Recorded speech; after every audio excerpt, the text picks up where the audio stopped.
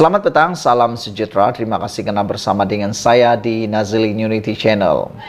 Beberapa hari yang lepas, Razali, yaitu Ketua Penerangan Bersatu, telah tampil menyatakan bahwa beliau kata 6 orang ahli parlimen yang menyokong Anwar Ibrahim akan tamatlah riwayat 6 jahanam katanya.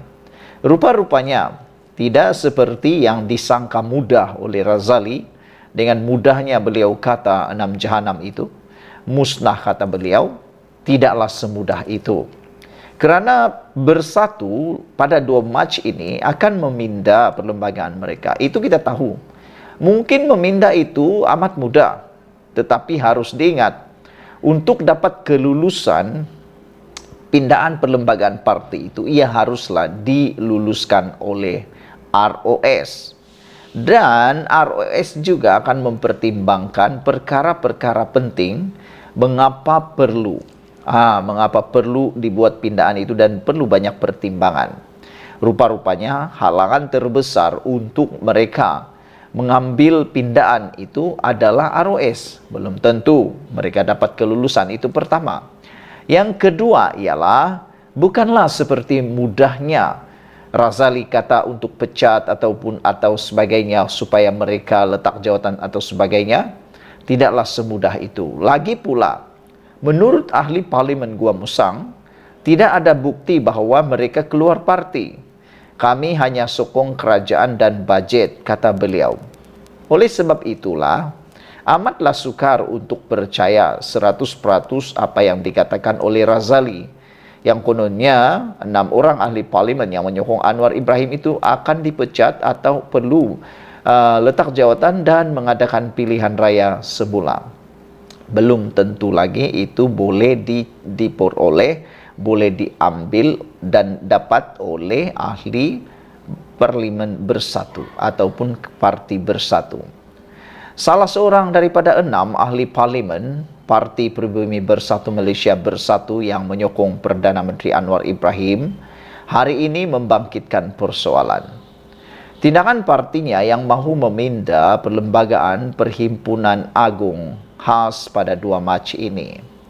Ahli Parlimen Gua Musang, Muhammad Azizi Abu Naim, secara menyindir berkata, sekiranya pindaan itu dilaksanakan, adakah kelulusan itu dapat diperoleh pada penggal ini?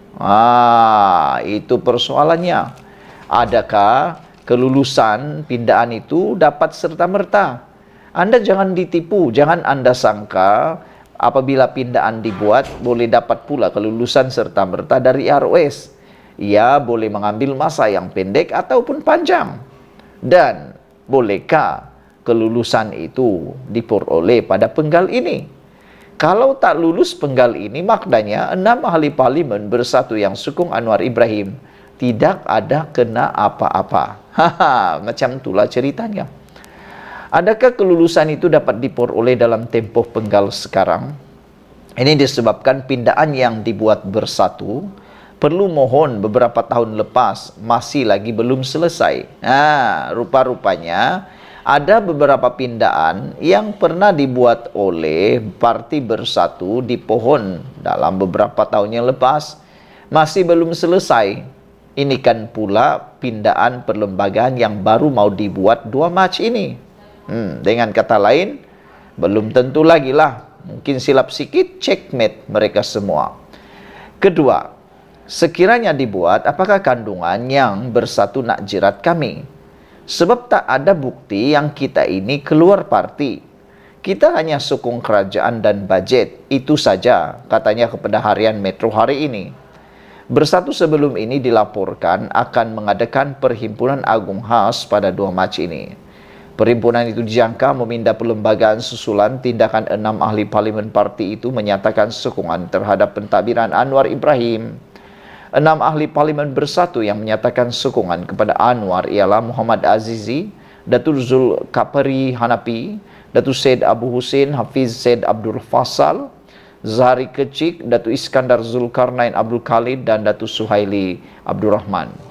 Muhammad Azizi juga berkata sebagai atau sebarang pindaan mau dibuat partinya itu memerlukan kelulusan daripada Jabatan Pendaftaran Pertubuhan ROS.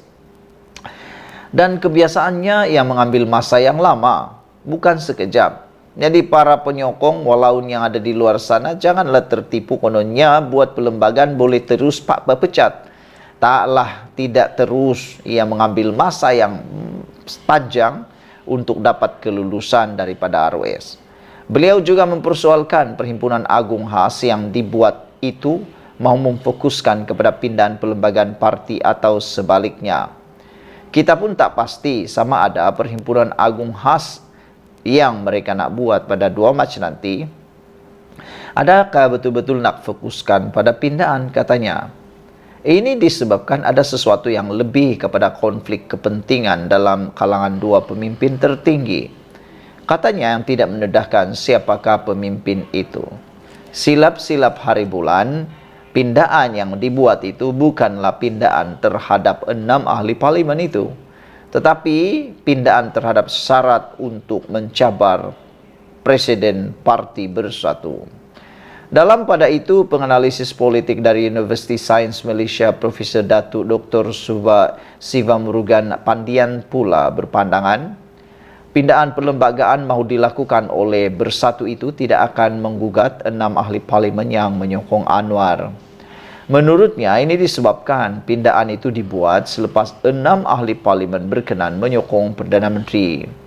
Bagi saya, ke-6 itu tidak tergugur sebagai ahli parlimen, tetapi ia masih boleh diperdebatkan.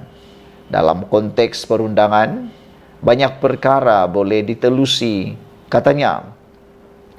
Selain itu katanya, jika mengikut akta lompat parti, mereka yang dipecat juga tidak akan hilang kerusinya. Jadi, apakah akan wujud satu lagi polemik perundangan?